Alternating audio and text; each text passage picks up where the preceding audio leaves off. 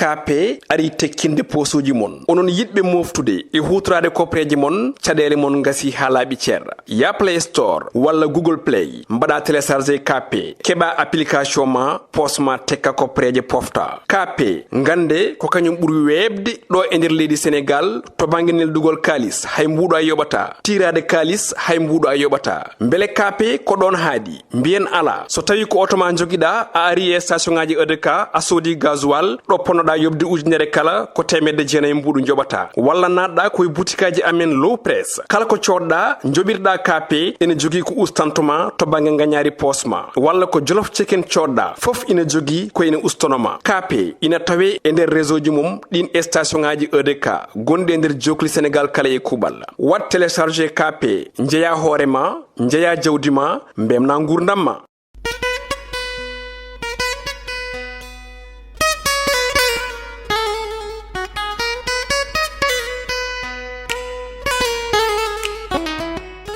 Amis téléspectateurs bandiraɓe musidɓe tedduɓe heɓiyankoɓe ha yaw pindi TV jaam Allah wale mon caggal calminari hay jetto fade mon onon kala en garti humnude oɗon adi mo pindi TV fiɓɓodirede no fulɓe addande on kala e subako ko sifa e kelle gadane jaydeji leydi Sénégal humpitade e ko kewi walla mbiyen ko hol joljole ɗo e nder leydi ndi ene wayno oɗon rapport Cour des comptes dossier lombare juuɗe procureur Amady Diouf kono kayiyat en pellitti nogas ɗiɗi jettade oɗon accident 6 kilo kesumi oɗon accident 6 kilo holngoɗon wuro 6 kilo ko doge ganda ko fonnuji kewɗi sifaji certuɗi e nder ɗiɗo jayndeji oɗo alkamisa 12 lewru janvier holno jayndeji piniri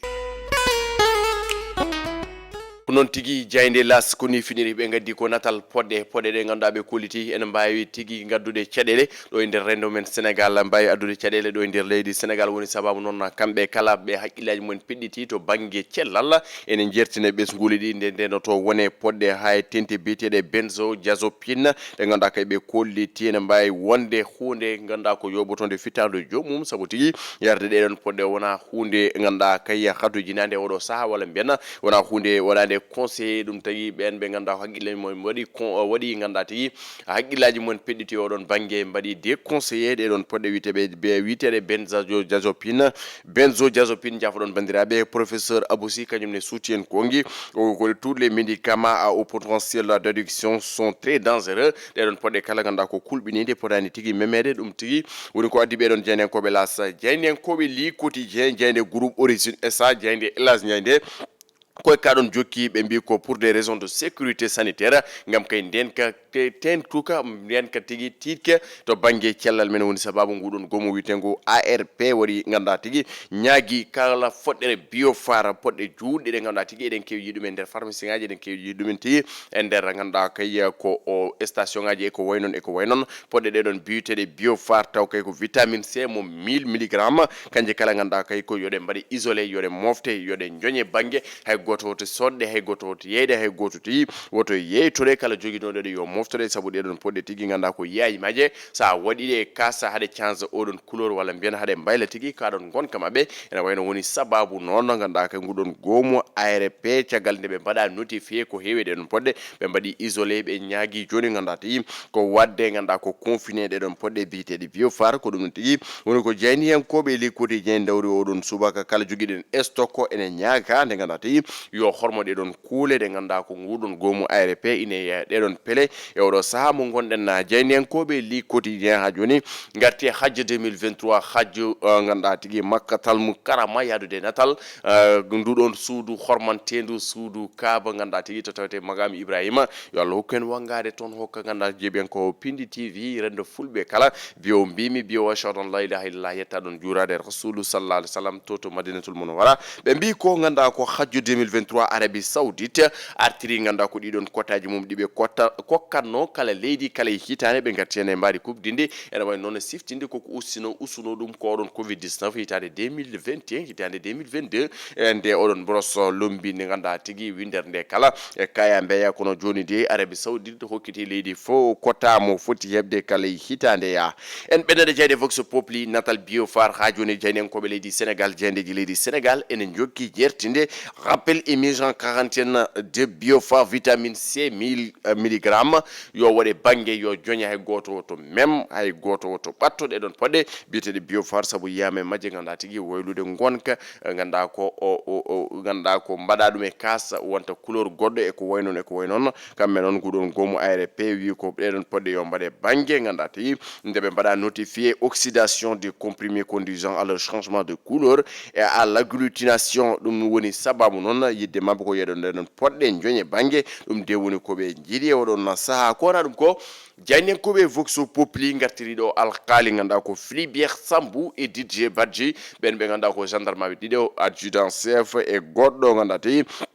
ko on nganda kay ko liggotnobe ngudo lamuli di Senegal wienobe do nganda ko joli toto kam manuel en wayno ha gote mabbe yita goddo yitaka famille mabbe wala bien be skuli mabbe namdi odo saha ene wayno ko revient à la charge be ngarti namdade ko gonka wala bien holto didon dossier ji jarata kono kay bella lamu ngu en herto joniti e yitude ben wala nganda tigi wadde gede kewde faade mabbe kono e wiide mabbe hayya salaire odon mo nganda ko DJ Basi ko kupangol don be keba dum kambe tigi didon be skuli mabbe kono de wiide réaction lamudi di Sénégal be jiandum faade odon khaliya vox populi arti odon accident to sikoli on bilan be bi ko be dima ben wasbe piteri mon sabu hankio goddo wasi hen fitan mum be don gagno ben gagnane muste wadde bien dum sabi ne bilan ha chapanna e go wasben pitel mon woni 40 mort e be don woto to sikoli kono dum ko el khaliya didon bisuji di natndirnodi ena wayno citaskono men cadele ereji di ganda kay ngala assurance ngala permis de conduire wala ala odon permis de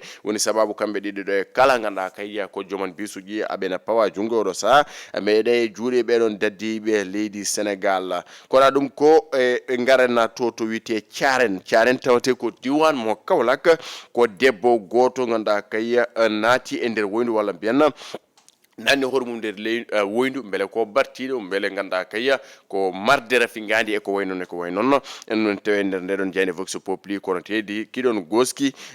yalkinama ganda tigi taw odon debbajo sere fitandu mumma l'observateur de Youssouma jigen ari koy odon ekatombo to dalal jam hôpital dalal jam tawtedo to geji waya mo ganda kay be mbi ko pan machine odon mo ganda tigi tawta wala bien machine odon safarno ko ben rafabe cancer e ko waynon kene tolno temede joyi rafabe cancer ene ganda ko kaya mbeya ene bari souffrir odo saha ciad walo ene kaya mbeya ko hunde ganda tigi hulbininde woni sababu capande jeedudo jegom woni 76 inama ade be don fof mbasi pital mon sabu nganda kay ko manque de prise en charge ko waynon woni sababu nganda ko jaynen ko Youssouma jigen ngerti kono kambe be baggini e natal toxil be mbi ko Biophar C1000 la vitamine substitueuse yo hunde éliminé wala ben yo jonye bangue wiide be don jaynen ko be Youssouma jigen en bennat e jayde ngindir le soleil national be garti tigi ko ngudon lamu kono kay odon accident wonno toto sikoli sejuji keldi odon bis bobido ganda tigi nat do dirdo eden gandi ko natal musgal sandari o gal do natal anda tigi ganda kay ko hon jaaben di don bagosuji mabbe ko don tigi wondo keddi hodon bis mo gonda kay naftata abadan dayman be garti natal makko kono kay yahol ko buri tentuden be mi ko ngudon lamu ene felliti ene fibi ganda tigi yatirani ciagale de don pellite de be jettino toto sphère ministérielle on conseil interministériel mo be badno sur la sécurité routière toto jam nyaajo be mbi ko ganda kay lamu ngu ene dari kan ngam kay ya de don dele walla ngam de don kuule kisne do nder leydi Sénégal kuule jeddi non ma nat e nyalawma hande o kono dum ko janen ko be soleil ngarti e odon gandati basdo fitando mumma goddo e o benna gagninobe toto odon accident to sikoli be mbi ko odon 41e décès wadama enregistré nyalawma hanko Pape François gardido rendo ganda kay kuy sayen ko be wadi batake dunade bisku Sénégal ende don jaire on accident to sikoli tewte ko arrondissement mo nyibi winon ko be don jaynen ko be besbi le jour portrait nyibi terre des sans histoire ena wayno ko leydi ganni leydi gandati hewndi histoire hewndi tarika jaajo Sadio voyage au cœur de cet arrondissement célèbre après l'affaire d'Amin Ndiaye ɓe garti oɗon député mo Benno Bokk Yakaar biteɗo Amin Ndiaye ñibbi penoɗo to assemblée nationale mo nati en ciftori ɓoyani edi nder hémicycle ɗiɗon eko way noon nder ganda ko séance plénière uji ɓennuɗi ko jawodirin toon e Mamadou Nia e Massata Samba en jahani toon kono Amin Ndiaye koye ngoɗon wuuro ñibbi jeeya wuuro ngoɗon ñibbi noon koye ganda kay ko kañum hundi e 6 kilo ɓe garti tigui ɓe mbi ko ngoɗon wuuro ñibbi fuɗɗima hebde doole walla mbiyanna fuɗɗima nanede sababu nde oɗon affaire Amin Ndiaye ñibbi saabu koye inde wuuro makko joftina fuɗɗima hebde doole sababu nde oɗon accident mo 6 kilo ɓe garti hen holko woni ngoɗon wuuro hol ganni maggo kono kaya hol leppitara magol jeyne koɓe besbi le jour groupe E-Média yillimo toon waɗi hen witto yañgo koye kaɗon ɓe gaari oɗo subaka l'origine tinno ñibbi holto inde ñibbi ummi ñibbi so tawi en batti ɗum e pular ñiibi woni ñiwa au pluriel woni ñiibi anduɓe pular ɓe Ibrahima Oumar Kane kam faɓe jeeba maɓe ɓucciɗen fa tabarakallahu kono ɗum ko jeyne koɓe besbi le jour jillima Gabon wuddu leydi ɓe mbi ko ɓiɗɗo Sénégal naji goto ko kañum mo ganduɗa kay fittano mum yoɓa toon werla e nder poubelle ko holi kanko holto jeeya holko warimo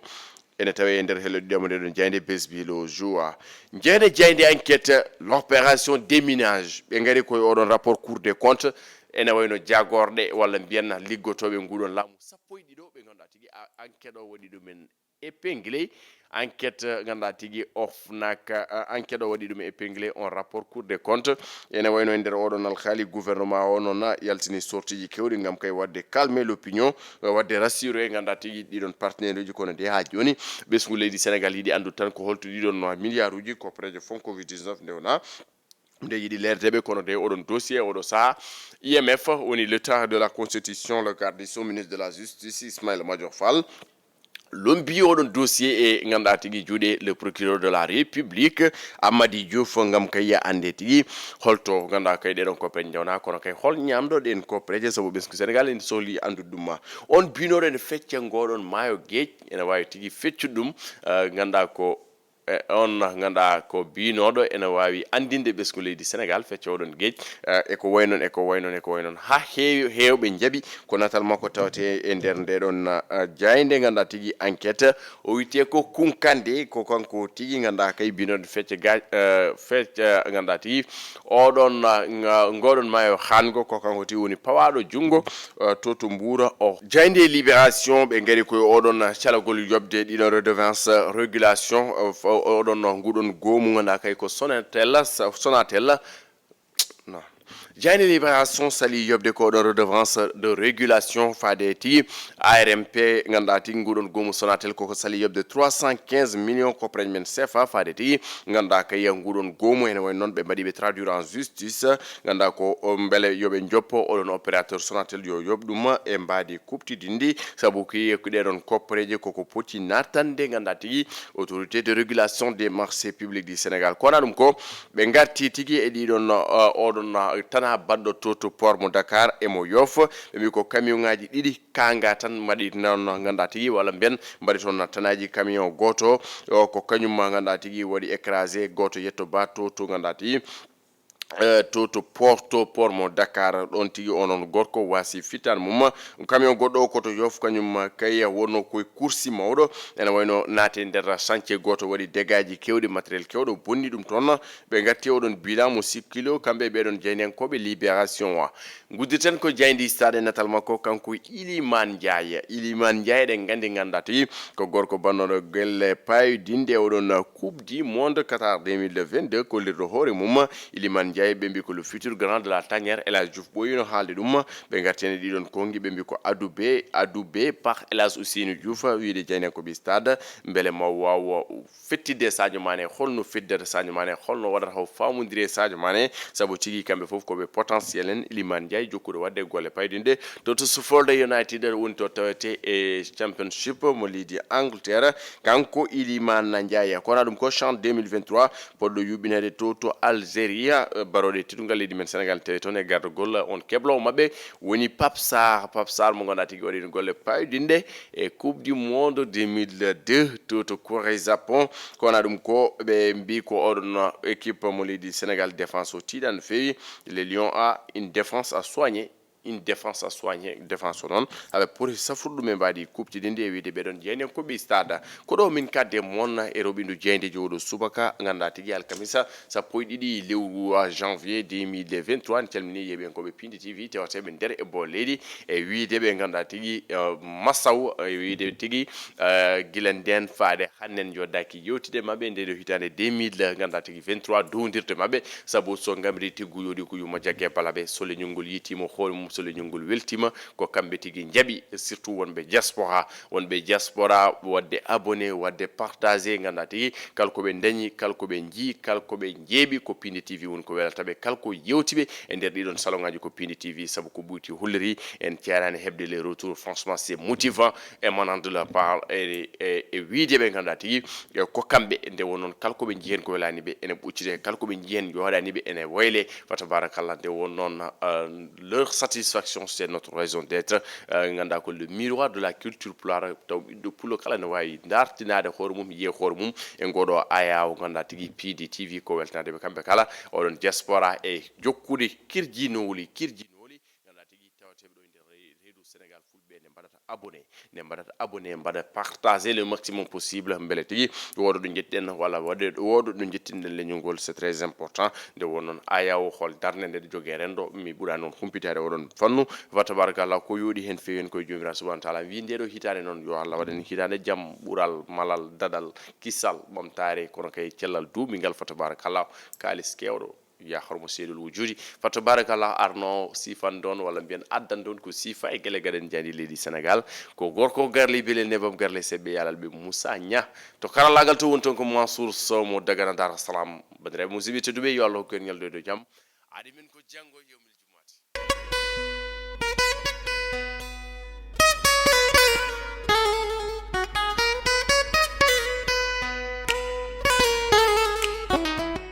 KP ari tekkinde posuji mon onon yidbe moftude e hutrade kopreji mon cadele mon ngasi halabi cerra ya Play Store walla Google Play mbada télécharger KP keba application ma posma tekka kopreje pofta KP ngande ko kanyum buri webde do e nder leydi Sénégal to banginel dugol kalis hay mbudo ayobata tirade kalis hay mbudo ayobata mbele KP ko don haadi mbien ala so tawi ko automa jogida a ari e station ngaji EDK a sodi gasoil do pono da yobde ujunere kala ko temedde jeenay mbudu jobata walla nadda koy boutikaji amen low press kala ko codda jobirda KP ene jogi ko ustantuma to bange ngañari posma walla ko jollof chicken codda fof ina jogi ko ene ustonoma KP ina tawe e nder réseau ji mum din station ngaji EDK gonde e nder jokli Sénégal kala e kubal wat télécharger KP njeya hoorema njeya jawdima mbemna gurdamma